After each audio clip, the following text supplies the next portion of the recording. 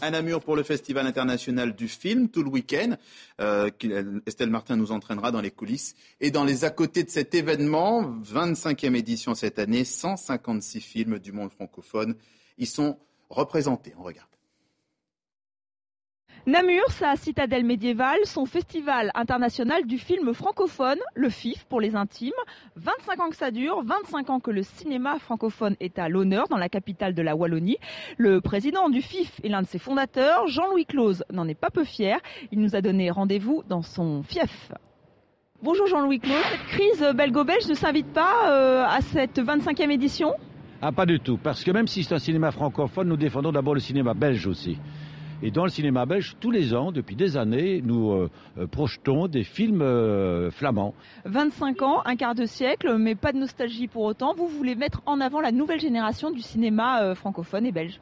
Bien entendu, 25 ans c'est jeune, donc un petit regard sur le passé, mais surtout voir ce qu'on peut faire pour le cinéma francophone et pour les jeunes. Et donc on a choisi une vingtaine de jeunes francophones, de Belgique 15 et de d'autres pays 5.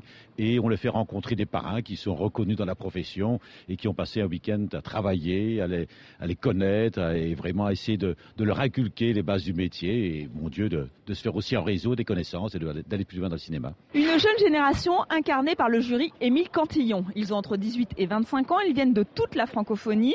Walid, Sarah, Pablo, Adama et les autres sont tous des passionnés de cinéma. Ils ont été choisis pour décerner le Bayard d'Or de la meilleure première œuvre. Ils ont 19 films à voir lors de ce FIF. Réaction entre deux projections. J'entendais les gens rire derrière. C'est cool parce que tu as déjà fait rire des spectateurs. Moi je trouve... C'est un truc, non mais il y avait une unanimité par rapport au rire dans la salle. C'est déjà pas mal. C'est vraiment une belle expérience, c'est vraiment une expérience nouvelle et différente et on se sent privilégié en fait un peu, je trouve. Entre la vision française, belge et une vision roumaine ou plutôt africaine, on peut avoir vraiment des points de vue assez différents, notamment sur le réalisme et l'intérêt d'avoir du réalisme au cinéma. On n'a pas souvent les mêmes... les mêmes parcours, on réfléchit pas de la même manière, on a des avis différents sur des films, il faut trancher sur certains moments. Et c'est pas le rôle du gentil quand même dans le cinéma, le gérer. Là, nous sommes obligés de trancher pour trouver un nom et nous sommes dans l'embarras.